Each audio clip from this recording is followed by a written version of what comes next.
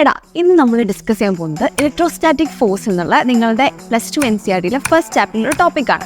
Electrostatic force എന്ന് പറയുന്നത് force of attraction അല്ലെങ്കിൽ ഫോഴ്സ് ഓഫ് റിപ്പൽഷൻ. അത് ലൈക്ക് ചാർജസ് ആണെങ്കിൽ അവർ റിപ്പൽ ചെയ്യുകയും അൺലൈക്ക് ചാർജസ് ആണെങ്കിൽ അത് അട്രാക്ട് ചെയ്യുകയും ചെയ്യും.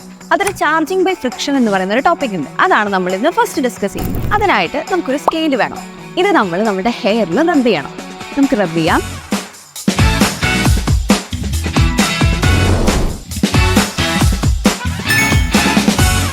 ഇവിടെ എന്താ സംഭവിച്ചിരിക്കുന്നത് വെച്ചാൽ നിങ്ങളുടെ ഹെയർ എന്ന് പറയുന്നതിൽ പോസിറ്റീവും നെഗറ്റീവ് ചാർജസും ഉണ്ട്. നിങ്ങൾ അവിടെ സ്കെയിലുമായിട്ട് റബ് ചെയ്യുമ്പം ഇതിൽ ഇലക്ട്രോൺസ് ഈ സ്കെയിലിലേക്ക് പോകും. അപ്പോൾ നിങ്ങളുടെ സ്കെയിൽ നെഗറ്റീവ്ലി ചാർജ്ഡ് ആവുകയും നിങ്ങളുടെ ഹെയർ പോസിറ്റീവ്ലി ചാർജ്ഡ് ആവുകയും ചെയ്യും. ഈ സ്കെയിൽ എടുത്ത് നമ്മൾ ഈ പേപ്പർ സ്ട്രിപ്സിനെ അറ്റാച്ച് ചെയ്ത് വെക്കുമ്പം അത് അട്രാക്റ്റഡ് ആവുന്നതാണ്. കാരണം പേപ്പർ എന്ന് പറയുമ്പോൾ അവിടെ ചാർജ്ലെസ്സും സ്കെയിൽ എന്ന് പറയുമ്പോൾ അവിടെ നെഗറ്റീവ്ലി ചാർജ്ഡും ആണ്.